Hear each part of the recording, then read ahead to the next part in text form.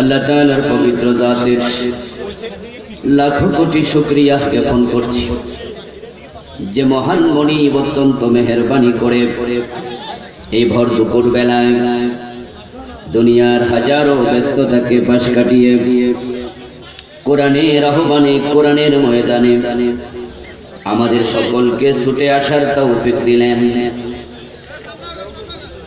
করোনার চরম বিপর্যস্ততার মাঝেও যিনি দয়া করে ঘনবসতিপূর্ণ বাংলাদেশকে নিরাপদে রাখলেন, আমাদেরকে সুস্থ রাখলেন, কোরআনের কথা বলার মতো, শোনার মতো কোরআন মুখে হৃদয় দিলেন, এই সব নিয়ামতের মালিককে।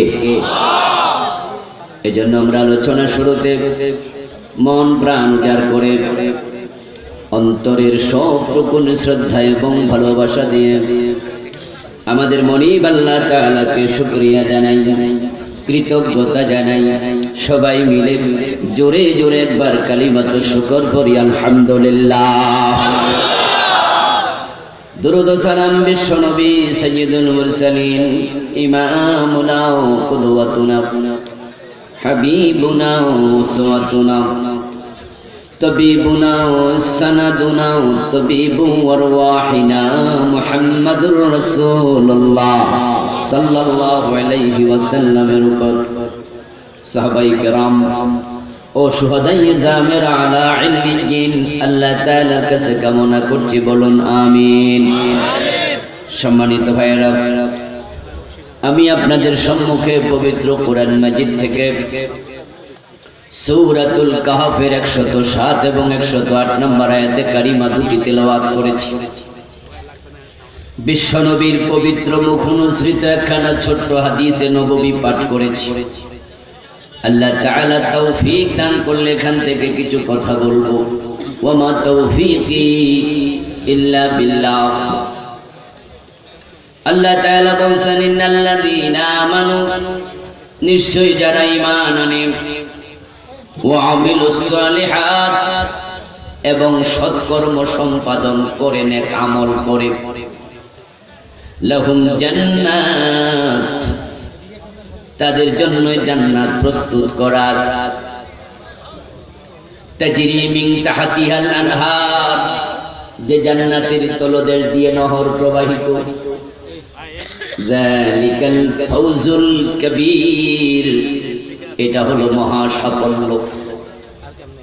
ইন্নাল্লাযীনা আমানু ওয়া আমিলুস সালিহাতি কানাত লাহুম জান্নাতুল ফিরদাউসি নুজুলা। ঈমান এবং নেক আমল, এই দুই শর্ত পূর্ণ যারা করবে, আল্লাহ তাআলা ঘোষণা দিচ্ছেন তাদের মেহমানদারির জন্য, অভ্যর্থনার জন্য আল্লাহ জান্নাতুল ফিরদাউস প্রস্তুত করে রেখে দিয়েছেন। অতীতকালের শব্দ কানাত, কানাত লাহুম জান্নাতুল ফিরদাউসি নুজুলা। শর্ত পূরণ করবে ঈমান এবং নেক আমল করার মাধ্যমে তিনি জান্নাত বানাবেন তা নয়, বরং জান্নাত বানিয়ে রেখেছেন। এই দুটি শর্ত পূর্ণ করে যদি আপনি আজকে মারা যান, قال النبي صلى الله عليه وسلم من كان آخر كلامه لا إله إلا الله دخل الجنة من قال لا إله إلا الله ثم مات عليه دخل الجنة। এই কালেমার উপরে মরতে দেরি, আল্লাহর জান্নাতে যেতে দেরি হবে না। মুমিনের জীবনের লক্ষ্য হবে জান্নাত। কারণ আমরা মোহতারাম ডাক্তার সাহেব বলেছেন, ডেস্টিনেশন যেন ভুলে না যায়। আমাদের গন্তব্য ভুলে গেলে চলবে না। যারা বুজুয়া, যারা বুকবাদী, যারা দুনিয়াওয়ালা, কাফের, মুশরিক, ইহুদি, খ্রিস্টান, নাসারা, হিন্দু, বৌদ্ধ, তাদের ডেস্টিনেশন হলো দুনিয়া। দুনিয়ায় তাদের জীবনের লক্ষ্য, ওই অভিষ্টে তারা আগাচ্ছে। আর একজন মুমিনের জীবনের লক্ষ্য হবে আল্লাহর জান্নাত। এটা ভোলা যাবে না। ওই জান্নাতের রাস্তায় আপনাকে থাকতেই হবে, কোনোভাবে ডান পাশ বাম পাশের রাস্তায় ঢোকা যাবে না। এই জন্যই তো আমরা প্রতিদিন নামাজে দাঁড়াইয়া কমপক্ষে 17 বার আল্লাহর কাছে আমরা হেদায়েতের দোয়া করছি, ইহদিনাস সিরাতাল মুস্তাকিম। যারা শুধু ফরজ নামাজ পড়ে তারাই 17 রাকাত পড়ে। 5 ওয়াক্ত নামাজ ফরজই হলো 17 রাকাত, আর যারা সুন্নাহ পড়ে বিতির পড়ে তাদের রাকাত আরো বেড়ে যায়। নামাজের প্রতিটা রাকাতেই সূরা ফাতিহা আছে না নাই? আর সূরা ফাতিহা যে পড়বে হেদায়েতের দোয়া তাকে করতেই হবে, ইহদিনাস সিরাতাল মুস্তাকিম। হে আমাদের রব, আমাদেরকে তুমি হেদায়েতের পথ দাও। সিরাতাল্লাযীনা আন'আমতা আলাইহিম, তাদের পথ আমাদেরকে দেখাও যাদের উপর তুমি নিয়ামত দিয়েছো। এই নিয়ামত মানে দুনিয়ার টাকা এবং ক্ষমতা নয়, নিয়ামত মানে হলো আল্লাহর জান্নাত। সুবহানাল্লাহ। নিয়ামত মানে যদি দুনিয়ার টাকা পয়সা হতো তাহলে কারুন সবচেয়ে বড় নিয়ামত ওয়ালা হতো, তার মতো ধনী পৃথিবীতে কেউ নেই। আল্লাহ তাআলা সূরাতুল কাসাসে বলছেন, ওয়া তাইনাহু মিনাল কুনুজ, আমি কারুনের জন্য গুপ্ত ধনের ভান্ডারগুলো খুলে দিয়েছিলাম। তার জায়গা জমিন যে কি পরিমাণ ছিল কল্পনা করা যাবে না। আল্লাহ তাকে তার জায়গা জমিন ধন সম্পদ, তার মিল ইন্ডাস্ট্রি, তার চারণভূমি ক্ষেত কামার সহ ধসিয়ে দিয়েছেন, তলিয়ে দিয়েছেন। মিশরের কায়রো থেকে কয়েকশো মাইল দূরে ফাইয়ুম নামক একটি জেলা আছে। ওই জেলাতে কারুনের ধ্বংসের জায়গাটা এখনো চিহ্নিত, তার নাম বুহাইরায়ে কারুন। বছর 3-4 আগে আমিও দেখতে গিয়েছিলাম। প্রাইভেট কারে চলতে চলতে আধা ঘন্টার উপরে যাওয়ার পরে ওই তার হ্রদের পাশ দিয়ে কিছু নাবিক দেখতে পেয়ে দাঁড়ালাম, যারা টুরিস্টদেরকে নৌকা চড়ায় 2 পয়সা কামাই করে সংসার চালায়। তাদের কাছে জানতে চাইলাম আর কতটুকু সামনে পর্যন্ত এই হ্রদ আছে। তারা বলল প্রাইভেট কারে গেলে আরো আধা ঘন্টার বেশি যেতে পারবেন। 1 ঘন্টা যদি প্রাইভেট কার চলে, নরমাল গতিতে হলো 40 থেকে 50 কিলো যাওয়া যাবে। এবার জিজ্ঞাসা করলাম ওই পার কত দূরে? নাবিকরা জবাব দিল ওই পারে তারাও জীবনে যায় নাই। এই সবটা হলো কারুনের সম্পদের জায়গা, আল্লাহ সবটা নিয়ে তারে ধসায়া দিছে। আমাদের বাংলাদেশও কোটিপতি আছে, পয়সাওয়ালা আছে, কিন্তু কার কতটুকু আছে? বাংলাদেশের সবচেয়ে ধনী মানুষ কন্ট্রাক্টর জহিরুল কাইয়ুম সাহেব, জহিরুল ইসলাম সাহেব, বাড়ি হলো কিশোরগঞ্জের বাজিতপুরে। আমি ওনার বাড়িতেও গিয়েছি। ঢাকা শহরে ধানমন্ডিতে যে বাড়িটা ওনার, ওই বাড়ির বাউন্ডারির চারপাশে অন্য মানুষের বাড়ি। বাউন্ডারি ওয়ালের ভিতরের জায়গাটুকু কন্ট্রাক্টর জহির সাহেবের, পাশের ওয়ালের পাশের বাড়িটা তার নয়, ধানমন্ডি পুরাটা তার নয়, ঢাকা শহর তার নয়। উনি কয় বিঘা জমিনের মালিক, কিন্তু দেশের সেরা জমি। আর কারুনের জায়গাটা ঘন্টা ব্যাপী প্রাইভেট কারে যাওয়া যায়, তাহলে বুঝেন কত বড় ধনী ছিল।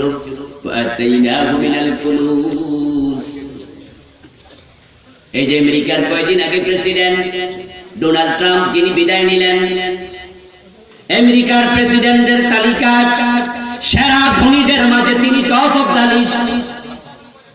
ডোনাল্ড ট্রাম্প শুধুমাত্র আমেরিকার প্রেসিডেন্ট নয়, সে আমেরিকার সেরা ধনীদের একজন। কিন্তু কতটুকু জায়গার মালিক?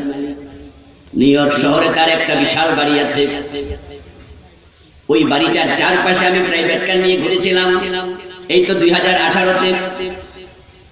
আমি শুধুমাত্র এগুলো যেন বলি তাই দেখতে চাই, দেখে দেখে বললে মানুষ ভালো বুঝবে। ওর বাড়িটার চারপাশে ঘুরতে আমার 2 থেকে 3 মিনিট সময় লেগেছে। পাশের বাড়িটি তার নয়, অথচ সেরা ধনীদের একজন। আর কারুনের বাড়িঘর 1 ঘন্টা ধরে ঘোরা লাগে, বোঝেন এবার কত ধনী।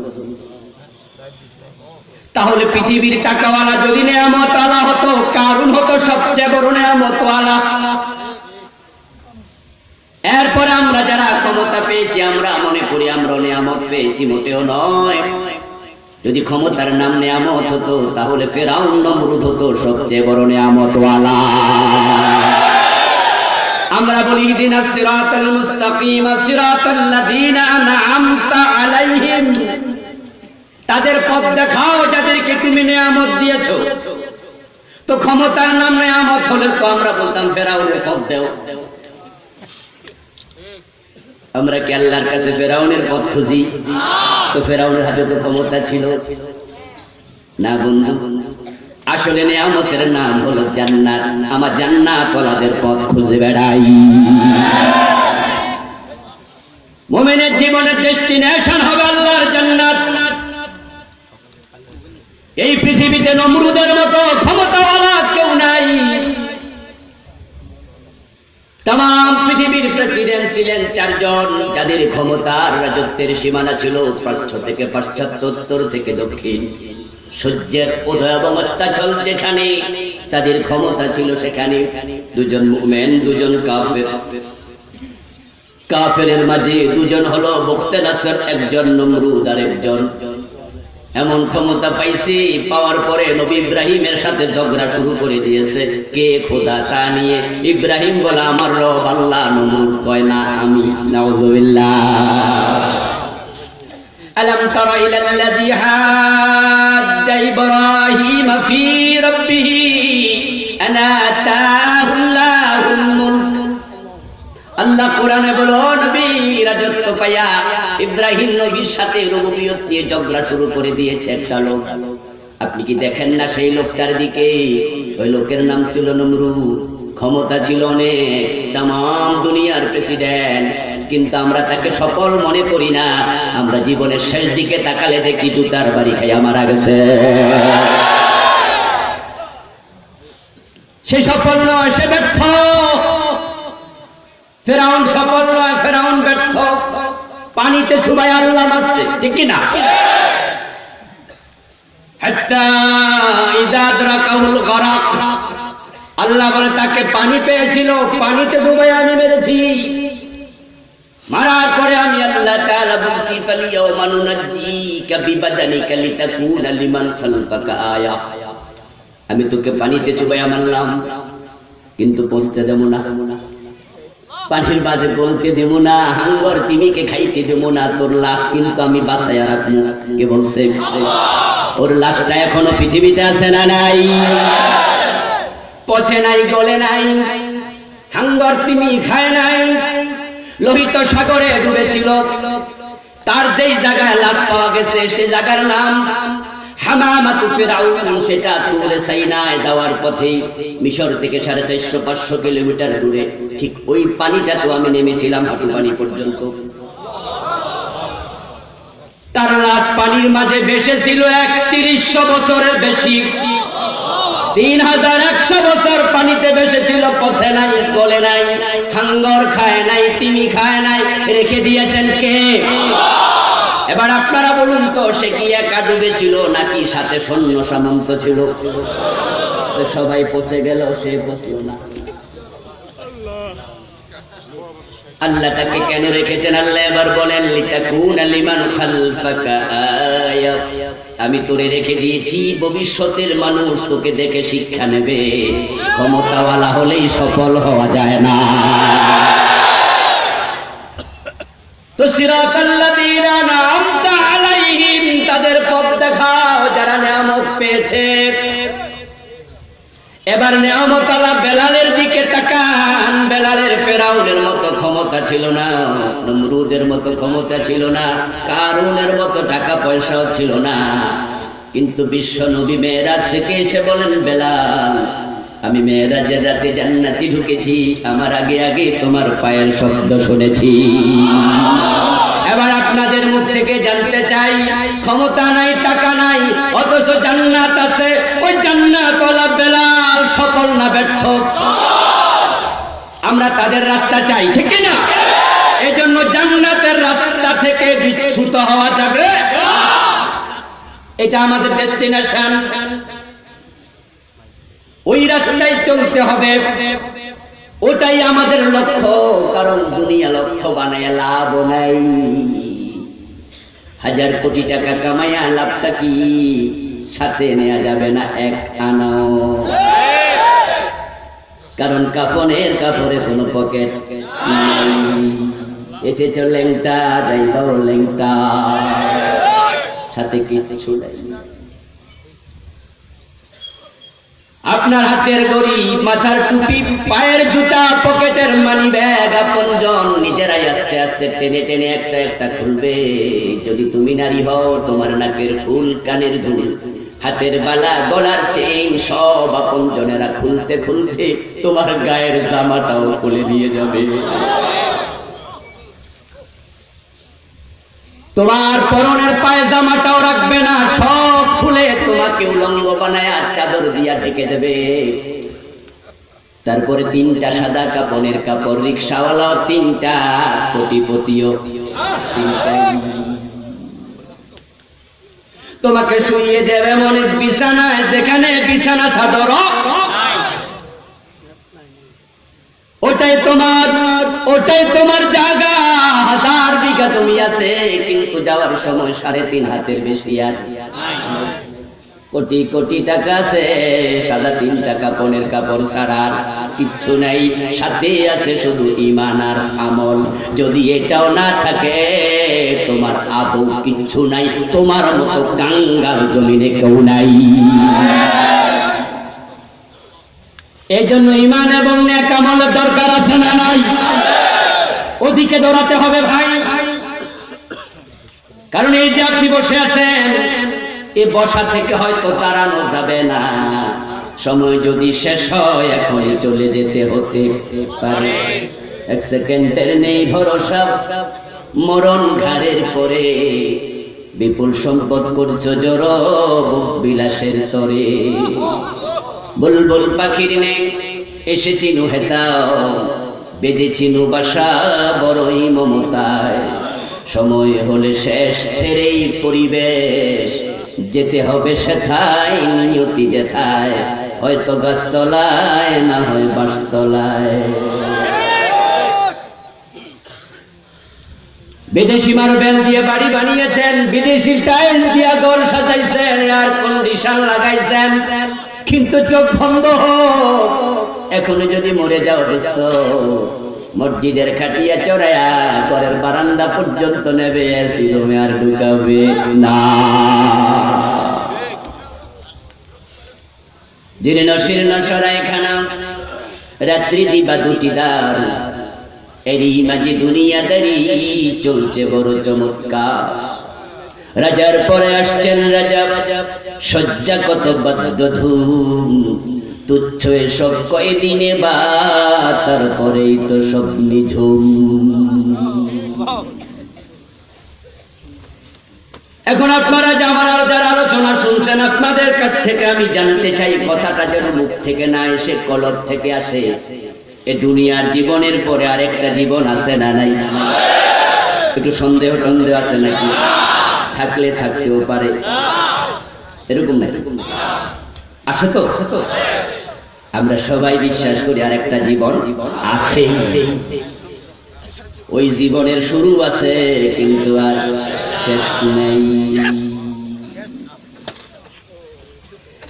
এখন আপনি দুনিয়াতে কতদিন বাঁচবেন বলার ক্ষমতা আমাদের ডাক্তার স্যারেরও নাই।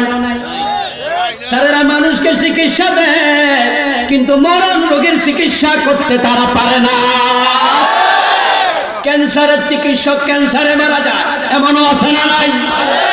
হার্টের চিকিৎসক হার্টের রোগে মরে যায়, ওর মরতে রোগ লাগে না। এখান থেকে চলে যেতে হবে সবাইকে, কেউ থাকতে পারবে না। এখন চলে তো যেতেই হবে, কবে এর উত্তর কারোই জানা হতে পারে আজকে। এখন দুনিয়াতে কত বছর থাকবেন? 30, 40, 50, 100, 120, 100-র বেশি এখন আমরা বাঁচতেও চাই না। আমি নিজে তো বারবার দোয়া করি, আল্লাহুম্মা ইন্নী আউযু বিকা মিন আন আরুদ্দা ইলা আরযালিল উমর। রাসূলের শিখানো দোয়া। রাসূল সাল্লাল্লাহু আলাইহি ওয়াসাল্লাম নিজে বলতেন, আল্লাহ এমন বয়স আমারে নিও না যে বয়সে ইবাদতের উপযোগিতা থাকে না। আমি বয়সের বারে নুয়ে যাব, ওযু করলে আবার ওযু ভেঙে যাবে, আমি নামাজ পড়তে পারবো না, আমি রুকুতে দাঁড়াতে পারবো না, সিজদায় গিয়া মজা আনন্দের সাথে তাসবিহ করে তোমার পায়ে সিজদা দিতে পারবো না। এমন অসুস্থ হয়ে আমি বাঁচতে চাই না। এখন আমাদের দেশে স্বাস্থ্যগত যে সমস্যা, আমি জানি না পৃথিবীতে খাবারের মাঝে বিষ মিশানোর প্রবণতা আমাদের দেশের মতো আর কোথাও আছে কিনা। এই দেশের মানুষ এত মারাত্মক অবস্থায় আমরা আছি, মুখ খুলে কথা বলা যায় না, মন খুলে খাওয়া যায় না। মানুষ প্রভাব বানাইছে, মাইন্ড করবেন না, অবস্থা বলছি। আপনি এখন মুখ খুলে কথা বলবেন, কিন্তু সরকার পরিবর্তন হলে আপনি আর পারবেন না, আপনার উপর জুলুম হবে, ঠিক না? এই হলো নিয়ম। মানুষ কয় কথা বললে পুলিশ, খাইতে গেলে বিষ। কই যাইবেন? খাইতে গেলে বিষ আর বিষ। আশ্চর্য, মুসলমান খাবারের মাঝে ফরমালিন নামক বিষ দিয়া ভরে রাখে। খাইতে গেলে বিষ, কইতে গেলে পুলিশ, যাওয়ার জায়গা নাই, বিপদ। আমার বন্ধু, এই দেশে 100 বছরের বেশি বাঁচলে তো পঙ্গু হয়ে বাঁচা লাগবে। আর পঙ্গু হয়ে বাঁচা কোনো দরকার নাই। ততদিন বাঁচতে চাই যতদিন মন ভরে ইবাদত করা যাবে।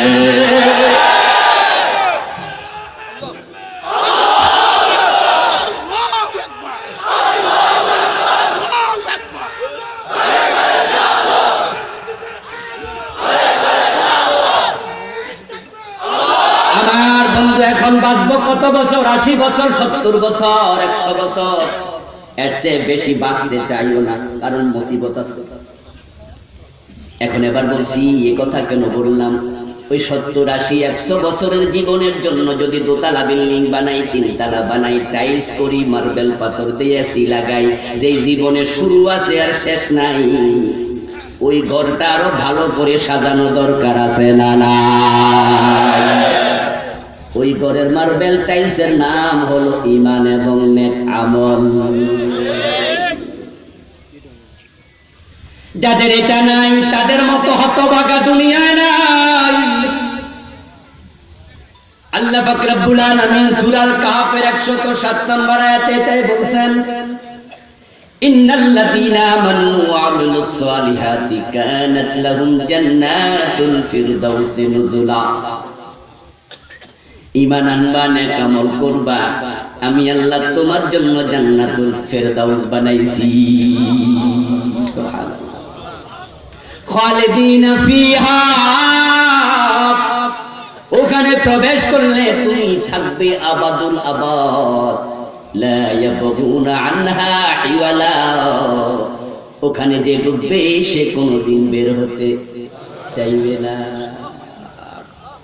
এই কথাটা খুব সিগনিফিকেন্স ওয়ালা, তাৎপর্যপূর্ণ। কারণ পৃথিবীতে যদি মানুষ স্বর্ণের প্রাসাদ বানায়, যেটা সম্ভব নয়, যদি বানাতো কেউ, এর ভিতরে যত আছে সব যদি স্বর্ণ রূপা দিয়া বানায়া সবচেয়ে সুন্দরী নারী বিয়ে করে ওই ঘরের ভিতরে ঢুকে, তাকে যদি বলা হয় এখান থেকে আর তোমার বাইরেতে দিব না, আমাদের ঢাকা কেন্দ্রীয় কারাগারের ভিতরে একটা দারুণ প্রাসাদ বানায়া সেখানে আপনার কৌশল, আপনারা যদি কয় যাবেন বাইরেতে পারবেন না, আপনি ঢাকা কেন্দ্রীয় কারাগারে ঢুকতে রাজি হইবেন নি? আপনি করবেন বাইরে পিনে ঘরে থাকুন, ঠিক না? কেন্দ্রীয় কারাগারের ভিতরে আপনারা যতই আরামে রাখুন, আপনি রাজি হবেন না। কারণ মানুষ কখনো বদ্ধ ঘরে থাকতে পছন্দ করে না। এই যে আমাদের মরহুম এরশাদ চাচা, যিনি মারা গেছেন, আল্লাহ ক্ষমা করুক, জান্নাত নসিব করুক। উনি জীবনের শেষ দিকে এসে আপনারা দেখেছেন, সকালে এক কথা বলে, বিকালে আরেকটা, সন্ধ্যায় আরেকটা। উনাকে সাংবাদিকরা প্রশ্ন করেছিল, আপনি এমন কেন করেন? আপনি তো একজন প্রেসিডেন্ট, এক্স প্রেসিডেন্ট, সেনাবাহিনীর প্রধান, আপনার তো পার্সোনালিটি থাকা দরকার। উনি তখন চমৎকার করে বলেছিলেন, আমি এমনি কই না রে, এ বুড়া বয়সে আর জেলে যাইতে মন চায় না রে। বলে নাই? উনি বলছেন যে আমি সকালে যেটা বলি যদি এটার উপরে থাকি তাহলে আমার বিকালে জেলে দিব, ওই জন্য আর তালা তালা লাগে না। আচ্ছা এবার আপনারা বলুন তো, যারা ভিআইপি জেলখানার কয়েদি তাদের জন্য জেলখানা ডাক্তার আছে না নাই? ভালো ঘর আছে না নাই? পত্রিকা আছে না নাই? ভালো খাবার আছে না নাই? তো অসুবিধাটা কি জেলে গেলে? অভাব তো নাই। যারা আপনারা জেল খেটেছেন তারা জানেন, যাদের টাকা আছে জেলখানা তারা সবাই পায়, সবই পায়। কয়দিন আগে কাশিমপুর কারাগারে আমরা দেখছি বউও পাওয়া যায়। টাকা থাকলে কি নাই? আপনি যদি বলেন যে আমি হরিণের গোশত খাবো, ওইটাও মিলে জেলখানা। টাকা থাকলে হয়। 77 টাকাও আছে, মজা নাই, কারণ মানুষ বদ্ধ করে থাকতে পছন্দ করে না। এটা বোঝানোর জন্য একটা উদাহরণ দিলাম। এটাকে নেগেটিভ নেবেন না please. Just example is the better than advice. Allah বলে জান্নাতে ঢোকার পরে কোনোদিন বের হতে চাইবে না। এর মানে হলো ওখানে অশান্তি বলতে কোনো শব্দ থাকবে না, শুধু মজা আর মজা। ওই জান্নাত আল্লাহ তাআলা বলেন যালিকাল ফাউজুল কবীর, যালিকাল ফাউজুল আযীম। এটাই হলো মহান সফলতা। যে জান্নাত পেয়েছে সে সব পেয়েছে, যে জান্নাত পায় নাই সে কিছুই পায় নাই। 1000 কোটি টাকা আছে কিন্তু কপালে জান্নাত নাই, তুমি কাঙ্গাল। 1000 কোটি টাকা আছে, জান্নাত নাই, তুমি ফকির, তুমি অসহায়। কারণ তুমি যদি হিন্দু হও তোমাকে পড়াইয়া দেবে, সাথে 1 টাকা দেবে না, ঠিক না? টাকা থাকবে অ্যাকাউন্টে, তোমার কিচ্ছু নাই। তুমি যদি বৌদ্ধ হও তোমাকে বসা মাটি দিয়ে দেবে, সাথে 1 টাকা নাই। তুমি মুসলমান হও, 3টা কাপড়ের কাপড় সাথে একা নাও নাই, তো তুমি ধনী কই লোকে? আর থাকার জন্য ঘর নাই, খাওয়ার জন্য খাবার নাই, পরিধান করার জন্য কাপড় নাই, কিন্তু ঈমান আছে, নেক আমল আছে। চোখ বন্ধ করার সাথে সাথে জান্নাত শুরু হয়ে যাবে। কোন জান্নাত তুমি জানো? তুমি দেখতে পাচ্ছ তোমার এলাকায় মসজিদের খতিব সাহেব মারা গেছে, ওই আল্লামা মরহুম কাজীমউদ্দিন রাহমাহুল্লাহ মরে গেছে, তার কবরটা পাশের গ্রামে আছে। আপনি দেখছেন কবরটা মাত্র 3.5 হাত লম্বা, 2.5 হাত মতো চওড়া। কিন্তু যদি কবরটা আল্লাহর জান্নাতের বাগান হয়, বিশ্বনবী বলছেন, আপনার সুনান আবু দাউদে আসছে, কবর দেওয়ার পরে ফেরেশতা 3টি প্রশ্নের জবাব যখন সে দেবে, তখন আল্লাহ ফেরেশতাকে বলবেন তার কবরটাকে বড় করে দে, চক্ষু যতটুকু যাবে। ওই মহকরার হুজুর শুয়ে আছে, আপনার কাছে মনে হয় 3.5 হাত না। কবর যদি জান্নাতের বাগান হয়, তার প্রশ্ন হবে চোখ যতটুকু যায় ততটুকু। সুবহানাল্লাহ। আপনি দিয়েছেন সাদা কাপড়ের কাপড়, আল্লাহ বলবে না ফেরেশতা এটার মানায় না, ইলবিসুহু মিনাল জান্নাহ, তাকে জান্নাতের কাপড় পরায়া দাও। আপনি রেখে এসেছেন মাটির বিছানায়, আল্লাহ বলবো ফ্রিশুহু মিনাল জান্নাহ, এটা মানায় না, তাকে জান্নাতের বিছানা বিছায়া দাও। তার কবরটা আপনি জানেন অন্ধকার, আল্লাহ বলবে না ওয়াফতাহু লাহু বাবান ইলাল জান্নাহ, আমার জান্নাতের দিকে দরজা খুলে দাও। আর যদি ঈমান না থাকে, নেক আমল না থাকে, আপনি একবারে কাঙ্গাল। থাকার জন্য ঘর নাই, খাওয়ার জন্য খাবার নাই, পরিধান করার কাপড় নাই, জান্নাত আছে। আপনার মতো ধনী আর কেউ নেই। রিকশাওয়ালা, ঠেলাওয়ালা, দিনমজুর, কুলি ভাই, তোমাকে বলছি, সমাজের মানুষরা তোমাকে দেখে চেয়ার ছেড়ে দেয় না, তোমাকে কোথাও ভিআইপির সম্মান দেয়া হয় না, তোমাকে কোনোদিন কেউ বরণ করে না। তুমি রিকশাওয়ালা, কম বয়সী পোলাও তোমার ধমক দেয়, ওই চাচা জোরে চালাও। অনেক বেয়াদব ছেলে আছে, নাতির বয়সী রিকশাওয়ালা তুই তুকারি করে কথাও বলে, আছে না নাই?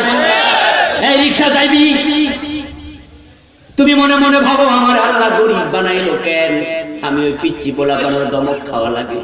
তুমি পিয়ন, তুমি কুলি, তুমি দিনমজুর, তুমি চামার, তুমি জুতা ছাপ করো, জুতা সেলাও, মন খারাপ করো না। যদি তুমি ঈমানওয়ালা হও, আমলওয়ালা হও, রাসূলুল্লাহ বলেছেন দাখালতুল জান্নাহ ওয়া রাআইতু আকসারা আহলিহাল ফুকারা, আমি মেরাজের রাতে জান্নাতে ঢুকে দেখলাম দুনিয়ার গরিব মানুষগুলো জান্নাতে চলে গেছে।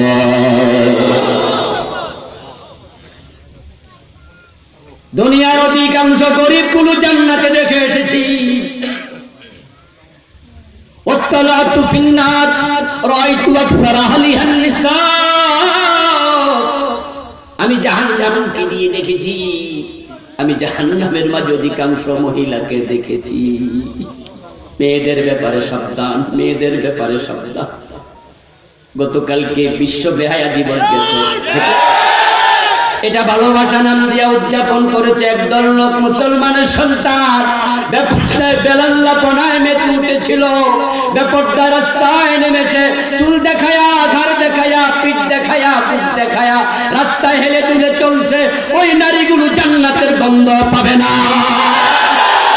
কাসিয়াতুন আরিয়াতুন মাইলাতুন মুমিলাত লা ইয়াজিদনা রিহাল জান্নাহ। রাসূলুল্লাহ বলেছেন শেষ জামানায় এমন কিছু নারী আসবে যে নারীগুলো কাপড় পরেও উলঙ্গ থাকবে। এমন জামা বানাইছে, এমন শাড়ি পরছে, শাড়ি না মশারি, জামার হাতার এখান থেকে পর্যন্ত পুরানা মশারি এখন আছে কিনা? এমন শাড়ি পরিধান করে রাস্তায় চলে, পেটের পশম পর্যন্ত দেখা যায়। এমন ভাবে সেজে গুজে বের হয়, বুড়া বেটার চোখ যায়। মাইলাতুন মুমিলাত, ওই নারীগুলো মানুষকে নিজের দিকে আকৃষ্ট করতে চাইবে, তারা সেজে গুজে রাস্তায় যাবে। লা ইয়াজিদনা রিহাল জান্নাহ, তারা আল্লাহর জান্নাত পাওয়া দূরের কথা, জান্নাতের গন্ধটাও পাবে না। আমি জান্নাতে দেখেছি অধিকাংশ গরিব। আরেকটি হাদিসে রাসূলুল্লাহ সাল্লাল্লাহু আলাইহি ওয়াসাল্লাম বলেন, গরিবেরা ধনীদের 500 বছর আগে জান্নাতে যাবে। আলহামদুলিল্লাহ, আলহামদুলিল্লাহ। যারা গরিব হয় তারা গুনাহ কম করে, তারা হারাম কম খায়। যদি তারা হারাম খাইতো তারাও ধনী হয়ে যাইত। গরিব থাকায় প্রমাণ করে তারা ঘুষ কম খায়, সুদ কম খায়, হারাম কম খায়, ঠিক না? এখন যাদের গুনাহ কম তাদের জান্নাত আগে হবে। ফাআম্মা মান সাকুলাত মাওয়াজিনুহু ফাহুয়া ফি ঈশাতির রাদিয়া। সুবহানাল্লাহ। আমার বন্ধু ঈমান এবং নেক আমল পুঁজি করলে জান্নাত মিলে যাবে। আল্লাহ ঘোষণা দিয়েছেন, দুটি শর্ত পূর্ণ করলে জান্নাতের ঘোষণা দিয়েছেন কে? জোরে বলুন কে? জান্নাতের মালিক কে? জান্নাত দেবেন কে? নাকি কোনো পিসায় বুঝুন? আমাদের দেশে কিছু মানুষের ভুল ধারণা আছে, তারা মনে করে পিসায় হুজুরেরা, আলেম ওলামারা তারা সুপারিশ কইরা কইরা শুধু জান্নাত দিয়ে দেবে। আমার বন্ধু, শাফাআতু হাক্কুন। আহলে সুন্নাহ ওয়াল জামাতের আকীদা হলো শাফাআত সত্য। কিন্তু আপনি আবার মনে করেন না, হুজুর ওয়াজ করছে ছেলে যদি হাফেজ হয়, মাওলানা হয়, বাবার মাথায় নূরের টুপি, সুতরাং আমি বিড়ি টাইনলে অসুবিধা কি? ছেলে হাফেজ বানাইছি, নূরের টুপি তো মাথায় ডেফিনিটলি আসতেছে, তো আমি আর নামাজ পড়া দরকার কি কষ্ট কইরা? ছেলে আপনারা সুপারিশ করে জান্নাতে নিয়ে যাবে, আপনার নামাজ কালাম লাগবে না। কে বলেছে এটা? জান্নাত পাবেন আশা করে বসে আছেন, উসিলাটা হবে নফল, নামাজ রোজা ফরজ, এক্সট্রা বোনাস। চাকরি থাকলে, যার চাকরি নাই তার কপালে বোনাস থাকে না। আরে ভাই, নিজের হাঁটুতে যদি বল থাকে, আপনি যদি হাঁটতে পারেন, এখন আপনার সাথে একজন হেঁটে যাচ্ছে, আপনিও হাঁটতেছেন, শ্রীলঙ্কায় ডাম স্পিক, হযরত আদম নবী সেখানে নাকি নেমেছে। এই কথাটা শুনে মনে শব্দ লাগলো, একটু দেখে আসি। ৭,৫০০ ফিট উঁচু পাহাড়। আমার সাথে একজন ব্যবসায়ী চট্টগ্রামের, দুজন মিলে উঠতে থাকলাম। কলম্বো থেকে ২৫০ থেকে ৩০০ কিলোমিটার দূরে ৭,৫০০ ফিট মানে হলো মেঘমালা আমাদের নিচে ছিল। পায়ে হেঁটে পুরাটা উঠতে হবে। অনেক দূর উঠার পরে আমি আর পারি না, বেটা একটু শক্তিশালী, হে আমার ধরছে বাজা কলা কইরা হাতে ধরে, এবার আস্তে আস্তে করে ওড়েন হুজুর। আচ্ছা বলুন তো, আমার যদি হাঁটুতে বল না থাকতো, হে টান মারতো, আমি উঠতাম না শেষরা খাইতাম? এ টানে কি উপকার হতো না আর ক্ষতি হইতো?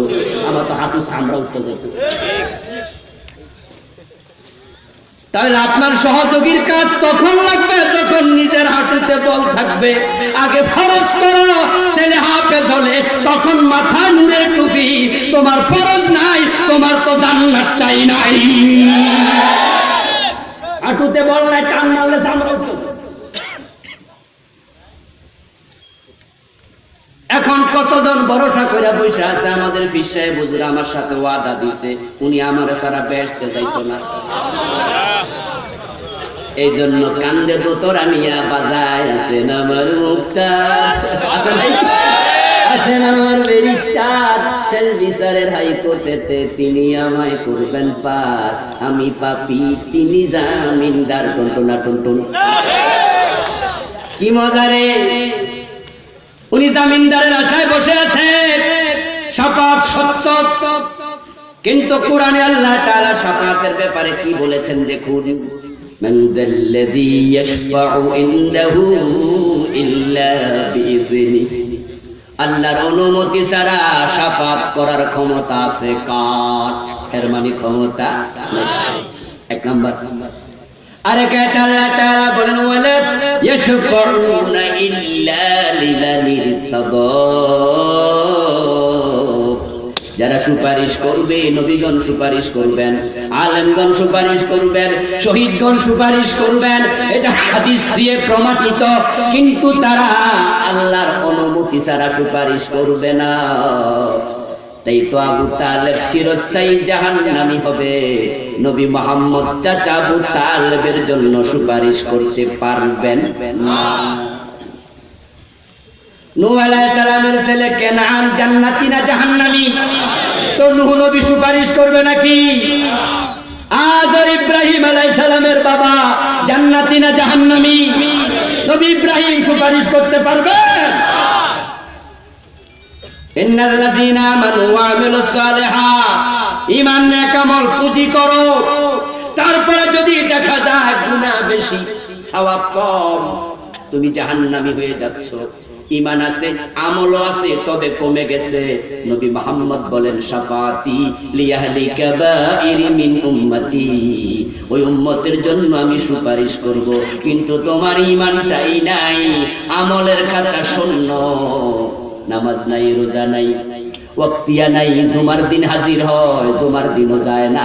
ওই লোকটাও জান্নাতের স্বপ্ন দেখে, এমন ভাবে স্বপ্ন দেখেছে মুছে তেল দিচ্ছে, জান্নাতের কাঁঠাল খাবে, কষ্ট যেন না লাগে, এমন ভাবসা এর জান্নাত নিশ্চিত। জান্নাতের ব্যাপারে কোনো টেনশন করে না, জাহান্নামের ভয় করে না। অথচ হযরত উসমানের মতো লোক কবরের পাশে দাঁড়ালে চোখের পানিতে দাড়ি ভিজে বেবে জমিন ভিজে যেত। জান্নাত আল্লাহর হাতে, জান্নাত কোন নবীর হাতেও নাই। যদি নবী মুহাম্মদের হাতে জান্নাত থাকতো, চাচা আবু তালেবকে তিনি জাহান্নামে যেতে দিতেন না। উনার বাবা আব্দুল্লাহ, উনার মা আমেনা, উনার দাদা আব্দুল মুত্তালিব, তিনজনের যে ইহসান উনার উপরে, চাচা আবু তালেবের ইহসানের চেয়েও বেশি। আব্দুল্লাহ জন্ম দিয়ে মরে গেছে, ছেলের যত্ন নিতে, কারণ জন্মের আগে তো মরে গেছে বাবা। মা আমেনা 5 বছর অন্যের বাড়িতে লালন পালন করেছে, আরবের সিস্টেম ছিল। হালিমাতুস সাদিয়া রাদিয়াল্লাহু তাআলা আনহার বাড়িতে তায়েফে ছিলেন। মা আমেনা জন্ম দিয়েছেন, পেটে ধরেছেন, কিন্তু ছেলের যত্ন নেয়ার সুযোগ পান নাই। 5 বছর বয়সে মায়ের কোলে এসেছে, মাটাও মরে গেছে। দাদার কোলে গেলেন 3 বছর, তারপরে দাদা মরে গেছে 8 বছর বয়সে। ওই 8 বছর থেকে বিশ্বনবীর 50 বছর বয়স পর্যন্ত 42টা বছর চাচা আবু তালেব কোলে পিঠে করে মানুষ করেছে, বুকের মাঝে আগলাইয়া রাখছে। নিজের ছেলে জাফর, নিজের ছেলে আলী, নিজের ছেলে আকিল, নিজের মেয়ে উম্মে হানি রাদিয়াল্লাহু তাআলা আনহুম, আবু তালেব তাদেরকে যত ভালোবাসতেন, ভাতিজা মুহাম্মদকে ভালোবাসতেন তার চেয়েও অনেক গুণ বেশি, নিজের জীবনের চেয়েও বেশি। রাসূল সাল্লাল্লাহু আলাইহি ওয়াসাল্লামকে নবুয়তের 7ম সনে যখন শিয়া আবি তালেব নামক জেলখানায় বন্দিশালায় বন্দী করলো, আবু তালেব স্বেচ্ছায় জেল কেটেছেন, ভাতিজা মুহাম্মদকে আলাদা থাকতে দেন নাই। ওই ভালোবাসার চাচা আবু তালেব জাহান্নামী হবে, নবী মুহাম্মদের হাতে জান্নাত থাকলে উনি জাহান্নামী হতে দিতেন না।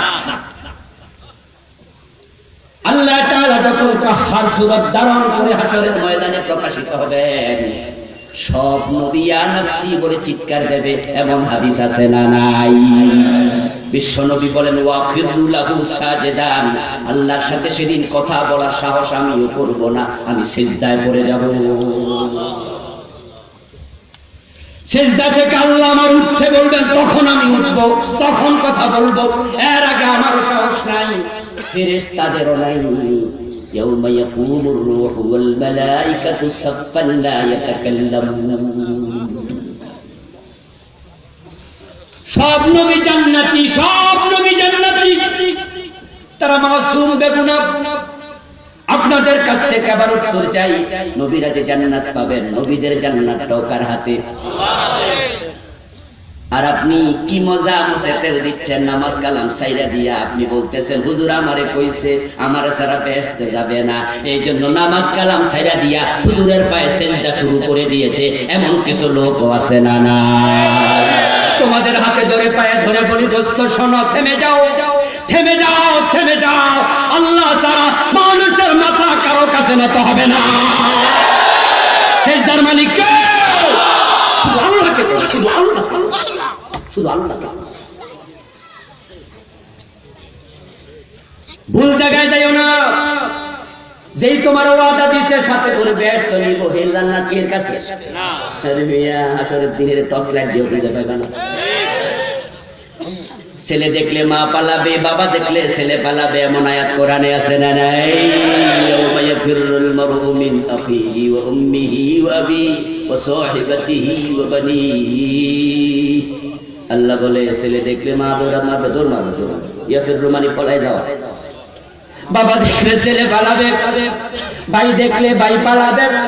যে বউ ছাড়া এক রাত দূরে থাকো না, বেড়াতে গেলে সাথে নিয়ে যাও। কিছু স্বামী আছে বউ পাগল, কিছু বউ আছে স্বামী পাগল, এক রাত আলাদা থাকে না। এটা খারাপ জিনিস নয়, এটা ভালো। ভালোবাসা থাকবে, রাসূলের সুন্নাহ, স্ত্রীকে ভালোবাসবেন। তবে বিশ্ব ভালোবাসা দিবসে রাস্তায় নামে না। বলো কালকে কিছু লোক রাস্তায় নামছে, মানুষের সামনে বউর হাত ধরে ধরে হাঁটছে, বুঝাইছে আমি এর ভালোবাসি। আসলে যারা রাস্তায় ভালোবাসা দেখাতে রাস্তায় নামে, বুঝতে হবে তাদের ঘরে ভালোবাসা নাই।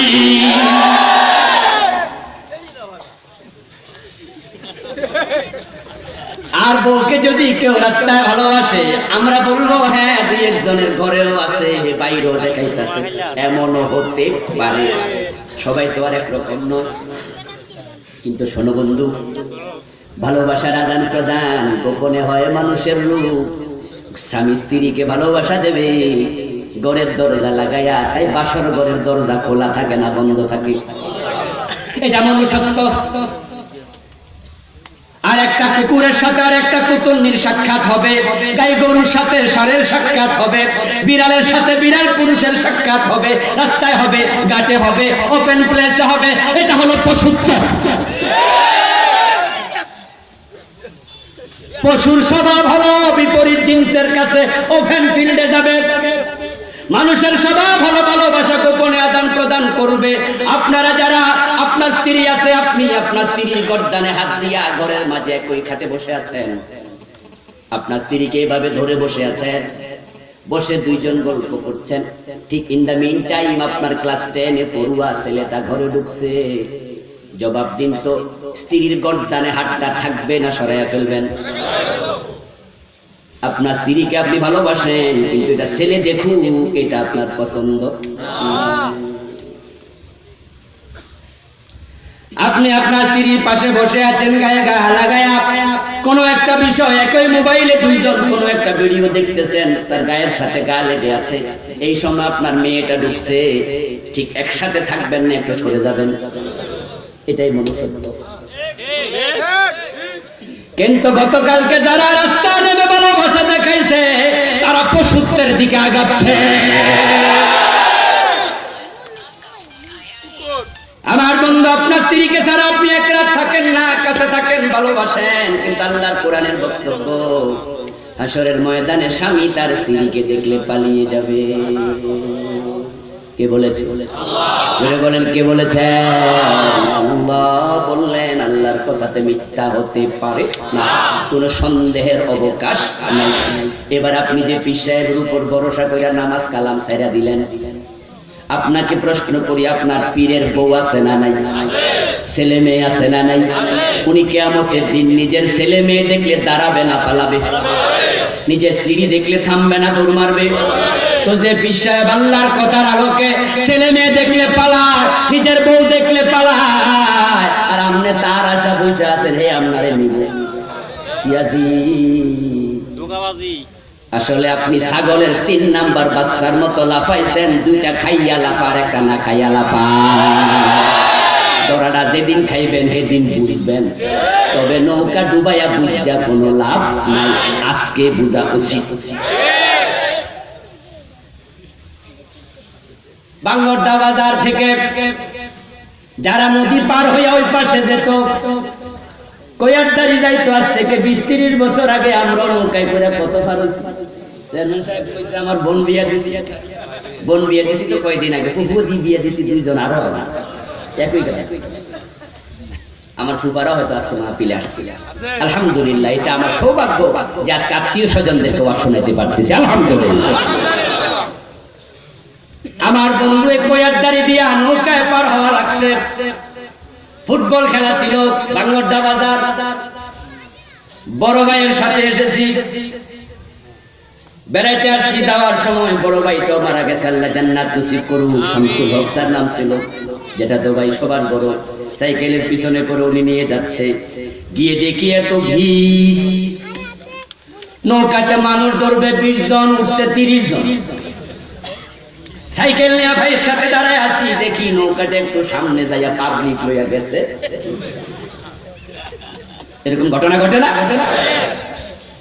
মানুষের বীরে মাঝি কয়, ভাই উঠিস না, উঠিস না, ডুববা যাইব। ধরবে 20 জন, উঠছে 25 জন, ডুবে ডুবে ভাব। এক পেটওয়ালা মোটা টাইপের লোক যাইয়া কয়, বেটা এতজন উঠছে, ডুবে না, আমি উঠলে বুঝি ডুববো। মাঝি কয়, মাপ চাই, রাখ তোর মাপ। কিছু তেরা টাইপের লোক আছে না, এ লাভ দিয়া গেছে, উঠতে দেরি। মাঝি কয়, কি কইছি? কয়, হ্যাঁ না বুঝছি। বুঝলি তো বুঝলি, ডুবাইয়া হাসরের ময়দানে ধরা খাইবা, ভণ্ড পীর খুঁজা পাইবা না। ও নৌকা ডুবাইয়া বুঝা কোনো লাভ নাই। আজকে বুঝতে জান্নাতে যেতে হলে ঈমান আমল দরকার আছে না নাই? এই 2টি শর্ত দিয়েছেন কে? আমার বন্ধু, এখন ঈমানের বড় দৌলতা চলছে। 1 নাম্বার শর্ত ঈমান, 2 নাম্বার শর্ত নেক আমল। ঈমান মানে আল্লাহর উপরে বিশ্বাস। এই ঈমান আল্লাহর উপরে বিশ্বাস যেমন লাগবে, ওই ঈমানটা শিরিক মুক্ত হওয়া লাগবে।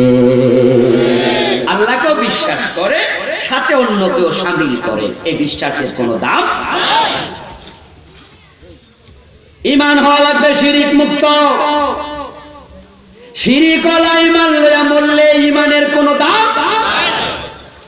ইন্না শিরকা লাযুলমুন আযীম, শিরিকের মতো বড় জুলুম আর নাই। মক্কায় যারা কাফের মুশরিক ছিল, তারাও কিন্তু আল্লাহর উপর বিশ্বাস ছিল, বিশ্বাস করত।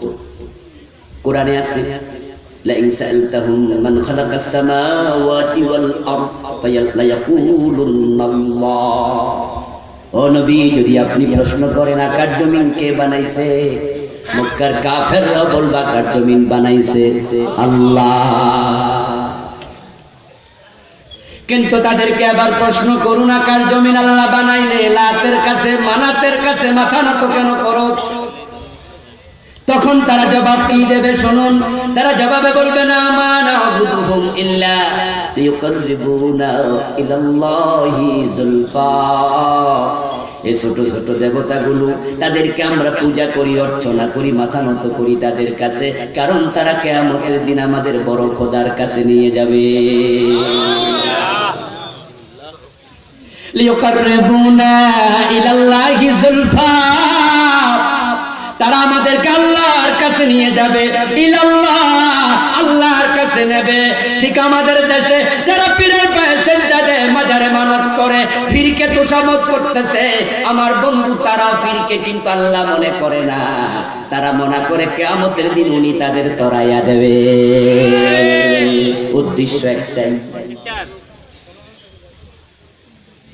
ওই পীর সাহেব হুজুর মারা গেছেন যিনি আজকে কবরে আছেন তিনি আল্লাহর প্রিয় বান্দা ভালো মানুষ আল্লামা কাজীমউদ্দিন আমাদের মৌকরার পীর সাহেব হুজুর শামসিনার পীর সাহেব হুজুর উনাদের ব্যাপারে আমাদের ধারণা ভালো কারণ তারা আমাদের অগ্রজ আমরা তাদের অনুজ তারা পূর্বগামী আমরা পরগামী তারা আমাদের সামনের আমরা তাদের পিছের আমরা তাদের কবরের পাশে গেলে বলি আনতুম লানা সালাফুন নাহনু লাকুম তাবাউন ইনশাআল্লাহু বিকুম লাহিকুন আপনারা চলে গেছেন আমরা পরের কোন গাড়িতে আসতেছি ঠিক না আপনারা চলে গেছেন হয়তো পরের কোন গাড়িতে আমরা ইনশাআল্লাহু বিকুম লাহিকুন আপনাদের সাথে আবার দেখা হয়ে যাবে তাদের ব্যাপারে আমরা মন্দ ধারণা রাখি না হুসনুল জান্নাহ মিনাল ইবাদাত ভালো ধারণা ইবাদত হযরত শাহজালালের ব্যাপারে আমাদের ধারণা উত্তম শাহপুরানের ব্যাপারে উত্তম পড়ে গেছে শাহালির ব্যাপারে উত্তম ওই যে কেল্লাসার ব্যাপারে আমাদের ধারণা উত্তম তাদের ব্যাপারে খারাপ ধারণা রাখি না তারা আমাদের অগ্রজ তারা আমাদের পূর্বসূরি আমরা পরবর্তীতে আসছি কিন্তু একটা বিষয় ক্লিয়ার করতে হবে সেটা হলো হযরত শাহজালাল কি বলে গেছে আমার মাজারের পাশে গাজাটা নিও শাহপুরান কি বলে গেছে আমার কবরে সেজদা দিও খাজা মাইনুদ্দিন চিশতি রাহিমাহুল্লাহ উনার মতো আলেম এই দেশে কয়জন আছে আরব থেকে ভারতে এসেছেন শিরকের বিরুদ্ধে জিহাদ করেছেন হাজার হাজার কাফের তার হাতে মুসলমান হয়েছে উনি কি বলছেন আমার কাছে ছেলে মেয়ে চাইব পীর সাহেব হুজুর মরে গেছেন তার ব্যাপারে আমাদের ধারণা ভালো এবার আপনারা জবাব দেন তিনি ভালো মানুষ হলে তার কবরটা কি অন্ধকার না আলোকিত কিছু করে বলছি না আমি তার কবরের সাথে জান্নাতের দরজা খোলা আছে না নাই আওয়াজ দিয়ে বলুন কবরটা অন্ধকার না আলোকিত আলোকিত কবর হলে মোমবাতি কেন দাও বন্ডামি কথা বুঝেন কনসেপ্ট ক্লিয়ার করে বাড়ি যাবেন তার কবর আলোকিত আপনার বিশ্বাস আমার বিশ্বাস উনি জান্নাতের বিছানা উনি সজাগ না ঘুমায় আছে কথা বলেন হাদিস হলো জান্নাতের পোশাক পরাইয়া জান্নাতের বিছানা দিয়া জান্নাতের দিকে দরজা খুলে দিয়ে দুজন ফেরেশতা মুনকার নকির যাওয়ার সময় বলবে নাম কানাউমিল আরুস বাসর ঘরে জুলা যেমন ঘুমায় তুমিও জান্নাতের বিছানায় ঘুমায়া যাও এক ঘুমে কিয়ামত হবে ইসরাফিলের প্রথম ফুৎকার টের পাবে না দ্বিতীয় সিংহার ফুৎকার টের পাবে না সুম্মা নুফিখা ফীহি উখরা ফাইদা হুম কিয়ামুন ইয়ানজুরুন যখন তৃতীয় সিংহায় ফুৎকার দেবে তৃতীয়বার তখন লোকটার ঘুম ভাঙবে ঘুম থেকে উঠে দাঁড়ায়া যাবে তারপর উঠে দাঁড়ায় আসে কি বলবে সে বলবে মামবাসানা মিম্মার কদিনা আমার ঘুম থেকে আমার কে ডাকলা কি মজার ঘুম দিলাম ঘুমানোর জন্য কবরে সুযোগ আছে আছে না নাই আওয়াজ করো আছে না নাই ফজরের টাইমে ঘুমানো যাবে না। এখানে ফজরে ঘুমাইলে কবরে ঘুমানোর সুযোগ আর পাইবা না। তাই ঘুমায়া নামাজ কাজা করো না দোস্ত, দুনিয়ায় একটু ঘুম মারো, ঘুমের জন্য কবর রেডি আছে। সে বলবে কে ঘুম থেকে ডাকলা, কি মজার ঘুমেছিলাম। ফেরেশতারা দৌড় মেরে এসে বলবে হাদা মা ওয়াদার রহমান ওয়া সাদাকাল মুরসালুন। আল্লাহর বান্দা কবরে ঘুমাবো কেন? তোমার রহমান আল্লাহ ওয়াদা করেছে তোমার জান্নাত দেবে, নবীরা বলেছে জান্নাত পাইবা।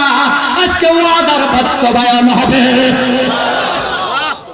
ওঠো ওঠো, চলো চলো জান্নাতের দিকে। এখন আবার আপনি বলুন যে পীরের মাজার আপনি মোমবাতি দিলেন, তিনি কি সজাগ না ঘুমে? কথা বলেন না কেন? ওনার কবর অন্ধকার না আলো? আচ্ছা এবার বলুন তো ঘুমন্ত মানুষের কাছে আমরা কি আলো জ্বালাই না নিবাই? ঘুমানোর সময় আমরা আলো জ্বালাই না নিবাই? আলো জ্বললে ডিস্টার্ব হয় কিনা? ডিস্টার্ব হয় কিনা? আপনি ঘুমায় আছেন, রাতের 11টা 12টা 1টা বাজে আইসা ঘুমাইছেন। আপনার ঘুমের ভিতর হঠাৎ করে আপনার পোলা অথবা মাইয়া যায় আলো জ্বালাইয়া দিছে, আপনি তখন কোনে লাইট লাগাইছে কেডারে? বিরক্ত লাগে। এখন আপনার পিসাব ঘুমায় মোমবাতি জ্বালাইয়া বিরক্ত করলে তুমি ভালো মুরিদ হইলা কিভাবে?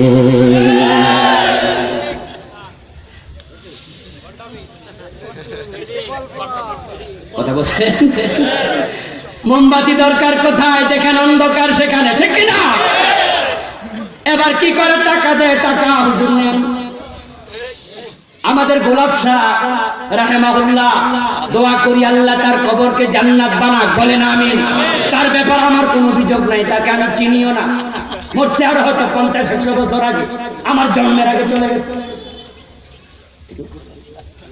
আচ্ছা গোলাপ শাহ যদি জান্নাতে যায় আমার কোনো লস আছে? জান্নাত কি ছোড়ো? আমারটা নিব? আমি দোয়া করি আল্লাহ জান্নাত দেখ। উনার আমল যদি ভালো না হয় আমার দোয়া আল্লাহ কবুল করবে না। নবী মুহাম্মদ সাল্লাল্লাহু আলাইহি ওয়াসাল্লাম আব্দুল্লাহ ইবনে উমর জানাজার নামাজ পড়ায় দোয়া করছে, আল্লাহ কয় দোয়া নিলাম না। কিন্তু দোয়া করতে কি বনতা করা যাবে না? সে আমার ভাই, আমার মুসলমান। গোলাপ শাহ রাহিমাহুল্লাহর মাজারের চারপাশে মোটা মোটা লোহার রড আছে, চারপাশে লোহার বেড়া। পাবলিক ওই বেড়ার সিপা দিয়ে 500 টাকার নোট, 1000 টাকার নোট দেয়, বস্তা করে টাকা নেয়া লাগে।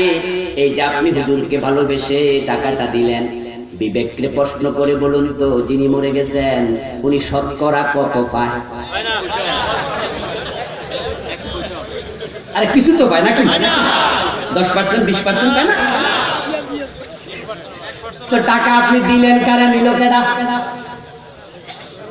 দিলেন তো গোলাপ শাহ হুজুর রে, কেল্লা সারে। অন মাজারের টাকা তুমি একা নাও নেয় না। ও বোকা মুসলমান, কেন বুঝো না? দুনিয়ায় টাকা দরকার, আখিরাতে টাকা লাগবে না। উনি জান্নাতি মানুষ হলে তার জন্য বিশাল জান্নাত প্রস্তুত। টাকা উনারে কেন দাও? টাকাটা দেয়া দরকার। গোলাপ শাহর মাজারের পাশে ভিক্ষার থালা নিয়ে দাঁড়ায় আছে কারে? যে টাকার জন্য শীতের কাপড় কিনতে। যেই লোকটা কাশতে কাশতে মাটিতে বসে যায়, ওষুধ কেনার টাকা নাই, টাকাটা তার হাতে দেয়া বড় দরকার। বিশ্বনবী বলছেন ইন্নাল্লাহা ইয়াতাকাব্বালুহা বিয়ামিনি। যদি তুমি গরিবের হাতে তোমার 10 টাকা 500 টাকা তুলে দিতা, তার প্লেটে পড়ার আগে, সহিহ বুখারীর হাদিস, বিশ্বনবী বলেন আল্লাহ নিজের ডান হাতটা বিছায়া দেয়। হাসরের দিন বলিবেন খোদা হে আদম সন্তান, তুমি মোর সেবা করো নাই জবে চিনু রোগে অজ্ঞান। বলিবে মানুষ হে প্রভু করো তার, আমরা কেমন লইব তোমার পরিচর্যার ভার। বলিবেন খোদা দেখনি মানুষ কেঁদেছে রোগের ঘরে, তারই শুশ্রূষা করিলে তুমি সেটাই পাইতে মোরে। কবির কবিতা নয়, ছোটকালে যখন পড়েছি তখন ভেবেছি কবিতা। দামতি আলিয়াতে কামেল করেছি, কামিলে যখন বুখারী শরীফ খতম দেয়া শুরু করলাম তখন দেখি এটা হাদিসে কুদসি, স্বয়ং আল্লাহর কথা।